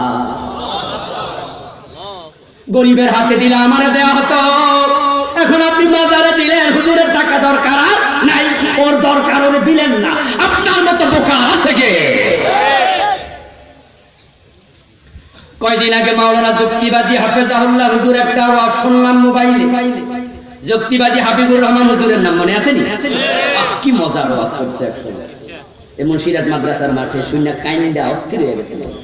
আরে মা বাবার ওয়াজ করলে চোখের পানি ধরে রাখা যেত না। আল্লাহ হুজুরের হায়াতে বারাকা দেখ, বলেন আমি বেঁচে আছেন আমাদের মুরব্বি। একসময় পুরা মাঠ ওয়াজের তাফসীরের মাঠ। ড্রাইভাররে বললাম একটা ওয়াজ লাগাও, রাতের বেলা গাড়ি চালাইলে কথাবার্তা না করলে আবার খেতে যাবো, গাড়ি ঘোড়া লই যাই। এই জন্য মাঝে মাঝে ওয়াজ লাগাও, ওয়াজ শুনি নিজের লাভ, শোনার মাঝে শিখার সুযোগ আছে, মরা পর্যন্ত শিখা যাবে, ঠিক কি না? শিখতে কোনো অসুবিধা নেই। দেখি হুজুরের ওয়াজ লাগাইছে, হুজুর মজা করে করে বলতেছে রাস্তার পাশ দিয়ে যাচ্ছি 2500, দেখি রাস্তার পাশে বসে এক বেটা মাজারের টাকা তুলতেছে, দিয়া যান দিয়া যান দিয়া যান। আমি ড্রাইভারে বললাম একবার মাইকের পাশে নিয়ে গাড়িটা লাগা। ড্রাইভার নিয়ে তার মাইকের টেবিলের পাশে নিয়ে লাগাইছে, যে আমি বইয়া দিয়া যান। পাশে যাই আমি গ্লাসটা একটু নামাইলাম, নামাইয়া তার সাথে সুরে সুর মিলাইয়া বললাম কি দিতাম কি দিতাম। সে আমার দেখা কয় হুজুর আমনে দিল নিতাম না। আমি কইলাম আমার টাকা কি হারাম? কয় না হুজুর হারাম নয়। কই নীতি না কেন? কয় হুজুর নিয়া লাভ কি, সব তো আমরা খাইয়া লাই। হুজুর কয় তুই কত খাস? কয় 40। বাকি 60 কই যায়? কয় হুজুর কইলে তো চাকরি থাকতো না, নেতারা খায়, এলাকায় নেতা আছে। কয় ওরা নিয়ে যা, 60 রানে আমি নেই, অথচ পাবলিক দিছে কারে? হুজুরের মাজারের হুজুর একা নাও পাইল না। সাবধান বন্ধু মুসলমান, সাবধান, ইমান এবং নেক আমল বড় দরকার। এখন মানুষ ঘাটে ঘাটে পথে পথে শিরিক করে ইমান হারাচ্ছে। এখন শিরিক কি কি তা নিয়ে আলোচনা করার সময় আজকে নেই। এ বিষয়ে আমার লিখে একটি বই আছে, আমি 29টা লিখেছি। 29টা। ছেলে হয় না, মেয়ে হয় না, 10 বছর আল্লাহর কাছে চায়, 10 বছর পরে ভারতে চলে যায়, কেউ ফিরে না খালি হাতে, খাজারে তোর দরবারে। বাইজিদ বুস্তামির কাছে চলে যাও, বাবা আমার ছেলে দাও মেয়ে দাও, এটার নামে শিরিক। ছেলে মেয়ে দেওয়ার মালিক কে? সেটার মালিকানা শুধু আল্লাহ, যে সিফাত শুধু আল্লাহ, যে কুদরত শুধু আল্লাহ, যে জাত শুধু আল্লাহ, ওটার সাথে অন্যকে শামিল করার নামে হলো শিরক। এটা করলে তোমার ঈমান থাকবে না। যে শিরিক নিয়ে মরবে তার জন্য জান্নাত হারাম হয়ে যায়। মাইনুদ্দিন চিশতি রাহমাতুল্লাহি আলাইহি, উনি বড় আল্লাহর প্রিয় বান্দা ছিলেন, বড় আলেম ছিলেন। উনি মরে গেছে, তুমি কি দেখো না আমাদের মৌকরার পীর সাহেব কয়েকদিন আগে মারা গেছে, ঠিক না? 10-12 বছর হয়েছে, আরো কম হয় না? আমি হুজুরের কাছে অনেকবার গিয়েছি, ছাত্র জীবনে মৌকরার কয়েকবার মাহফিলে এসেছি। আমি ধামতি আলিয়ার ছাত্র, পীর সাহেব হুজুর আমাদের প্রিন্সিপাল ছিলেন। আমি পীর সাহেব হুজুরদের শ্রদ্ধা করি, কারণ আছে এই দেশে কোন নবী এসেছে এমন কোন রিপোর্ট আমার কাছে নাই, তারিখে পাই নাই, ইতিহাসের কিতাবে নাই। তবে 2-3 জন সাহাবী এসেছেন, এমন কাহিনী এসেছে। হযরত মাইমুন, হযরত মুহাইমিন রাদিয়াল্লাহু তাআলা আনহুমা, 2 জন সাহাবী আপনার ভারতে যাওয়ার পথে চট্টগ্রামে নেমেছেন, কিন্তু বাংলাদেশে কোন নবী আসে নাই। এই দেশে ইসলাম প্রচার করেছে আল্লাহর ওলিরা, পীরেরা, ঠিক কি না? ওই সরমনাই থেকে এসেছে, সরসিনা থেকে এসেছে, জনপুর থেকে এসেছে। যখন গাড়ি ঘোড়া ছিল না, আমাদের হুজুরেরা পালকিতে চড়ে, নৌকায় চড়ে, ঘোড়ায় চড়ে ইসলামের দাওয়াত দিয়েছে। তাদের ভূমিকাকে ছোট করে দেখা যাবে না। মহকারাতে সরসিনার পীর সাহেব হুজুর এসেছিলেন, আমি ক্লাস 8-এ পড়ি, সফুয়া মাদ্রাসায়। তখন মহকারার মাহফিলে গেলাম, হুজুরের সাথে দেখা করার জন্য হুজুরের খাস কামরায় গেলাম। আমি ছোট্ট মানুষ, হুজুরের পাশে বসে দেখতেছি পাবলিক যায়, মুসাফা করে, কথা বলে। আমরা ছোট মানুষ, কি আর কোনো সালাম দিয়ে বলে দিচ্ছি। দেখি একটা আল্লাহর বান্দা হুজুরকে কিছু টাকা দিল। সরসিনার পীর সাহেব হুজুর আবু জাফর সালেহ রাহিমাহুল্লাহ, নাকি মহিবুল্লাহ বর্তমানের জন্য আগের, তখন ক্লাস 8-এ পড়ি আমি, অনেক আগের ঘটনা। উনি দেখলাম হাতে টাকাগুলো নিলেন, নিয়ে তিনি খুললেন 100 টাকার কয়েকটা নোট সম্ভবত। উনি টাকাগুলো খুলে দেখে সুন্দর করে আবার লইয়া ওই লোকটার হাত ধরে তার হাতের মুঠের ভিতরে গুজে দিয়ে একটা হাতে এইভাবে ধরে আরেকটা হাত তার মুখের মাঝে এইভাবে লাগাইলেন। লাগাই এইভাবে ধরে বলে, বাজান তুমি দাড়ি রাখো নাই, তাই তোমার টাকাটা আমার ভালো লাগে না নিতে, তুমি দাড়িটা রাইখে আইসো, তোমার হাদিয়াটা আমি নেব। দ্বীনের জন্য কত মহব্বত, কত সুন্দর করে উপদেশ দিছে তারা।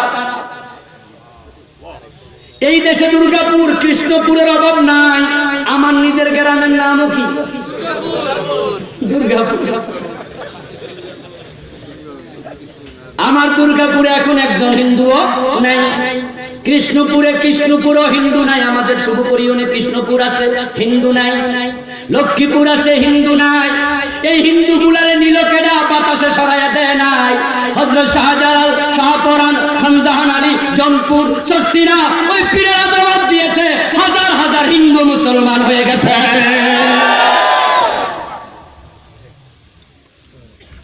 এই কালিকাপুরের পীর সাহেবেরা দ্বীনের দাওয়াত দিয়েছে, তাই না? কতজন দাওয়াত নিয়েছে, কিন্তু তাদের পরবর্তী প্রজন্মরা এখন তাদের ভূমিকা রাখে না। অনেকে পেটওয়ালা হয়ে যাচ্ছে, তাদেরকেও আগের ট্র্যাকে, আগের রাস্তা ফিরে যেতে হবে। আমার ভাইয়েরা, পীর সাহেব হুজুররা বলেননি হযরত মাইনুদ্দিন চিশতি আমার কাছে ছেলে মেয়ে চা। ও যে বলছিলাম মকরার হুজুর 10-12 বছর আগে মারা গেলেন, আপনি কি দেখেন না এই দুই চোখ দিয়া? মকরার হুজুর আল্লামা ওলিউল্লাহ না রাহিমাহুল্লাহ, উনি মরার পরে উনার নিজের গোসলটা নিজে দিছে না অন্য মানুষে দিছে? উনার নিজের কাপড় নিজে চেঞ্জ করছে না অন্য মানুষে? নিজের কবরে নিজে নামছে না অন্য নামাইছে?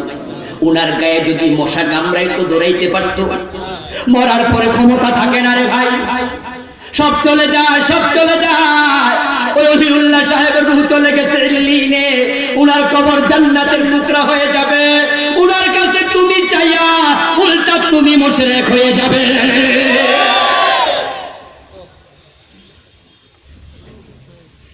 কিন্তু অবুজ মুসলমান গেল ভারতে, হযরত মাইনুদ্দিন চিশতি রাহমাতুল্লাহ আলাইহির মাজারে যায়া কয়, বাবা আমার একটা ছেলে দাও। উনি তোমার বাংলা কথা বোঝেনি, ওনার বাড়ি তো আরব দেশে। আচ্ছা, উনি জীবিত থাকলে বাংলা বুঝতো? আমাদের মক্কা শরীফের বড় ইমাম সাহেব যদি বাংলাদেশে আসে, আব্দুর রহমান আসুদাই হাফেজাহুল্লাহ, আমি আবুল কালাম আজাদ, একটা ফুলের তোড়া লইয়া এয়ারপোর্টে যাইয়া আমি যদি কই বালা আছেন না, বুঝবো না।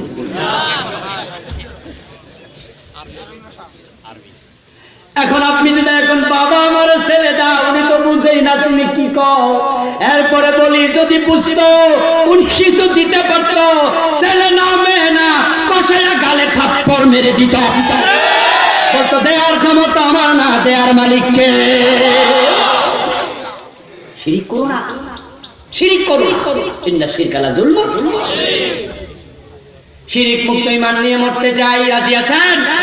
29টা লেখছি, যারা বইটা নেন নাই নেবেন, আজকে স্টেজে পাবেন ইনশাআল্লাহ।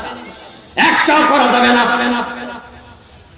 এবার নেক আমল লাগবে, কিন্তু নেক আমল যদি বেদাত যুক্ত হয়, ওই নেক আমলও কবুল হবে না। এখন আমাদের দেশে বেদাত আছে না নাই? আমরা নামাজ পড়ি সত্য, নামাজের ভিতর বেদাত ঢুকাই দিচ্ছে। বেদাত ঢুকাইছি আজানের মাঝে, অনেক মসজিদে দেখা যায় দুরূদ শরীফ দিয়ে আযান শুরু হয়, আছে কিনা? আযানের আগে আসসালাতু ওয়াসসালামু আলাইকা ইয়া রাসূলুল্লাহ, আজিব তো। সাহাবায়ে কেরাম আযান শুরু করছে আল্লাহু আকবার দিয়া, তুমি চালাইলা দুরূদ শরীফ দিয়া, পাইলাটা কি? রাসূলের ইসলাম কমানো যাবে না, বাড়ানো যাবে না। বাড়াইলে বেদাত হয়ে যাবে, ঠিক কি না? জোহরের নামাজের ফরজ কয় রাকাত? আওয়াজ করে বলেন কয় রাকাত? 2 রাকাতের পর তাহিয়াতু আছে না নাই? যদি কেউ কয় দুরূদ শরীফ পড়ব, নামাজ হবে না। ওলামায়ে হানাফির ফতোয়া, যদি আত্তাহিয়াতুর পরে দুরূদ শরীফ পড়ে তাকে সাউ সিজদা দিতে হবে। তো দুরূদ তো ভালো জিনিস, সাউ সিজদা লাগবে কেন? কারণ একটাই উত্তর, একটাই, এখানে নবী মুহাম্মদ দুরূদ পড়েন নাই, সাহাবারাও পড়েন নাই। রাসূল যেখানে যা করেছেন তা করতে হবে, যেখানে যা করেন নাই তা করা যাবে না। নামাজের মাঝে দাঁড়ায়া আমরা ইন্নী ওয়াজ্জাহতু পড়ে নামাজ শুরু করছি। এই দেশের আমার মনে হয় 90%-এরও বেশি, আমি নিজেও তা পড়েছি, কিন্তু হাদিসের কিতাবগুলো যখন পড়লাম তখন দেখতে পেলাম নবী মুহাম্মদ সাল্লাল্লাহু আলাইহি ওয়াসাল্লাম কখনোই ইন্নী ওয়াজ্জাহতু পড়ে নামাজ শুরু করেন না। তিনি হাদিসে বলেছেন, আমি এই বইটা লিখেছি নামাজের উপর, মুদাল্লাল রেফারেন্স দিয়ে দিয়ে এগুলো জাতিকে বলতে হবে। আলেম ওলামাদেরকে হক কথা লুকানো যাবে না, লুকাইলে আল্লাহ কিয়ামতের দিন ছাড়বে না। আল্লাহর হাবিবের সুস্পষ্ট বক্তব্য, তাহরিমুহাত তাসলিম, তাহরিমুহাত তাকবীর ওয়া তাহলিলুহাত তাসলিম। নামাজ শুরু হবে আল্লাহু আকবার দিয়ে, নামাজ শেষ হবে সালাম ফিরানোর মাধ্যমে। রাসূলুল্লাহ সাল্লাল্লাহু আলাইহি ওয়াসাল্লাম ইন্নী ওয়াজ্জাহতু মাঝে মাঝে পড়েছেন, আবু দাউদে এসেছে, তিরমিজিতে এসেছে, ইন্নী ওয়াজ্জাহতু রাসূল পড়েছেন মাঝে মাঝে, তবে তাকবীরে তাহরিমা দেয়া পড়ে। আমরা তো বাংলাদেশি পাবলিক, সব কামে আমরা ফার্স্ট। তাই দেখা যায় মাইয়া বিয়া দেয়ার 2 মাস পরে বাবা টাকা জমায়, মাইয়ার সিজার লাগবো বলে। মাইয়া হইব, ফোলা মাইয়া হইব, মাইয়া টাকা জমায়, আবার বাচ্চা পেড়ে আসার আগে কত আস্তাগফিরুল্লাহ। বিয়ের আগে সিজারের চিন্তা রাখে এমন মা এই দেশে বেড়ে গেছে। ডাক্তাররা যেমন সিজার করায়, পাইলে পেট কাটতে আর দেরি নাই। হ্যাঁ বাবারে বাবা, হাসপাতাল খুইলা চুরি টুরি লইয়া দাঁত কাট দিয়া যাইব। 100 জন মহিলা গেলে 100 জন মহিলা গেলে 95 জনের পেট কাটতে দেয়। ইউরোপে আমেরিকায় খবর না, 1001টা মেয়ের পেট কাটে না। বাংলাদেশের হইলটা কি? বিজ্ঞানের ক্ষেত্রে হেতারা আগে না আমরা আগে? ওরা আগাইয়া পেট কাটে না, আমরা কাটি না, কারণ আমরা খুব আগে আছি, সব কামে আগে আছি।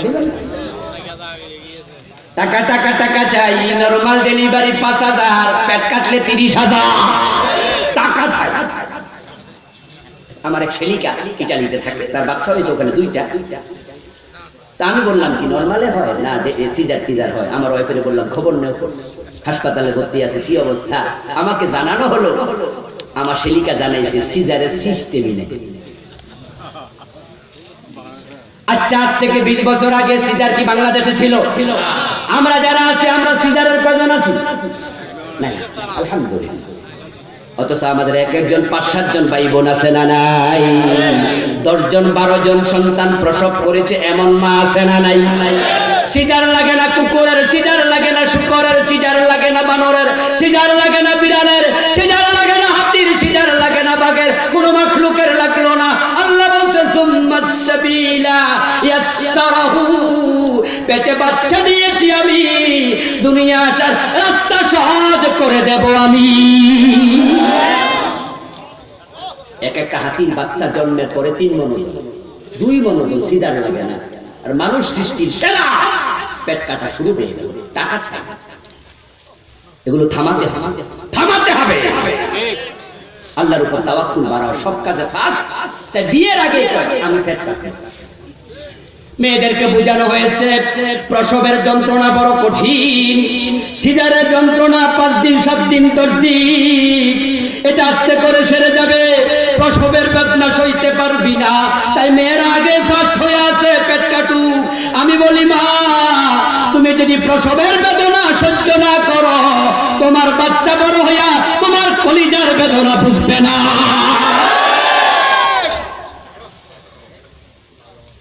তোমার ছেলে বেয়াদবি করবে আর তুমি বলে দিবা, এই কে রে আব্দুল্লাহ, এভাবে কথা বলবি? তোর জন্মের সময় আমি মরতে লাগছিলাম রে, তোর জন্মের সময় মরতে লাগছিলাম। তো দাদিরই জিগা এক শব্দে ছেলে উপকার বেয়াদবি জীবন। আরে আমার মা মরে যেতে লাগছিল, কই আমার লাগে এই মায়ের সাথে বেয়াদবি। কিন্তু দাদা সিজারে আইছে, এরা করতে পারবে? বলা ব্যাংকা মা বুঝি কোন কষ্ট হয়েছে,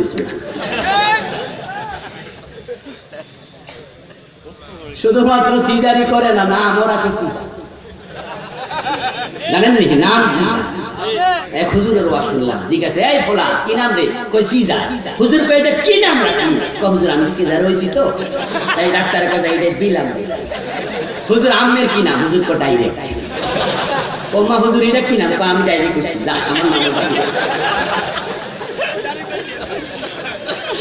আমার বন্ধু, হারামের দিকে আমাদের মনোযোগ বেড়ে গেছে, ইবাদত কবুল হবে না।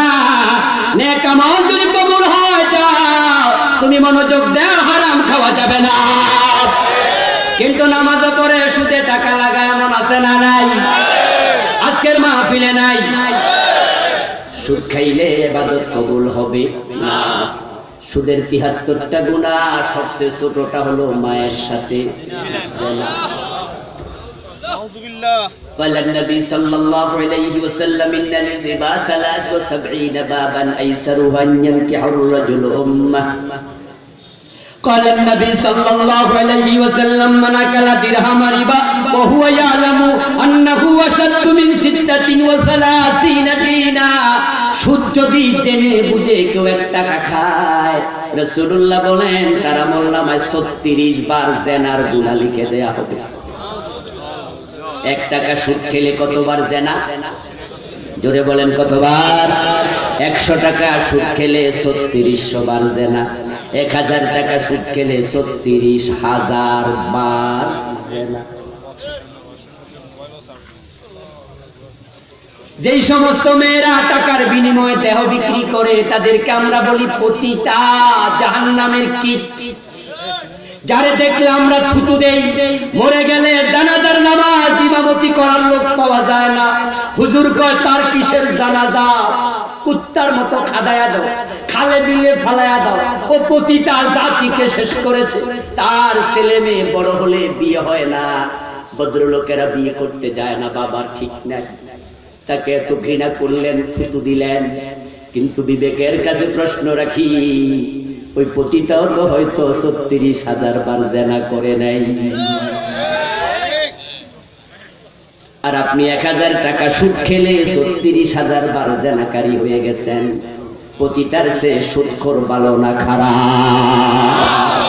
যেই মেয়েগুলো ব্যভিচার করে, পতিতাগিরি করে, আমি নিশ্চিতভাবে বলবো বাংলাদেশে যদি পতিতা 10,000 থাকে, নিজের বাবার সাথে নিজের ছেলের সাথে জিনা করে একটাও পাবেন না। পতিতারা পতিতা এত খারাপ না, কিন্তু সুদখোর মায়ের সাথে জিনা করতেছে।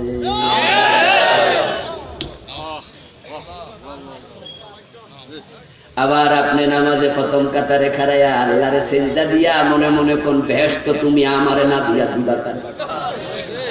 ফাওয়াইলুল লিল মুসাল্লিন, সাবধান, কিছু নামাজীর জন্য ওয়াইল দোজক আছে না না। বেদাত মুক্ত ইবাদত লাগবে। বেদাত নিয়ে একটি বই লিখেছি, আজকে তো বাজার করার সময় নাই।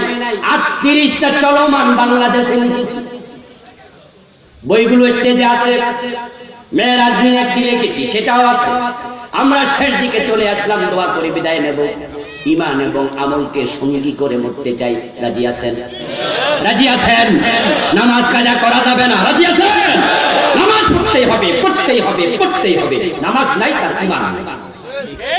নামাজ বাদ দিয়া ঈমানের দাবি করা বাতুল, বাতুল, বাতুল। আল্লাহ আমাদের সকলকে ঈমান এবং আমলকে সঙ্গী করে মরার তৌফিক দিন। সবাই বলেন আমিন। আমরা দোয়া করে একসাথে যেতে চাই, উঠে পরিবেশটা নষ্ট না করি। ইনশাআল্লাহ আসরের নামাজের সময় হলে আমরা যথাসময়ে আসরের নামাজ পড়ে নেব। আল্লাহ তাওফিক দাও।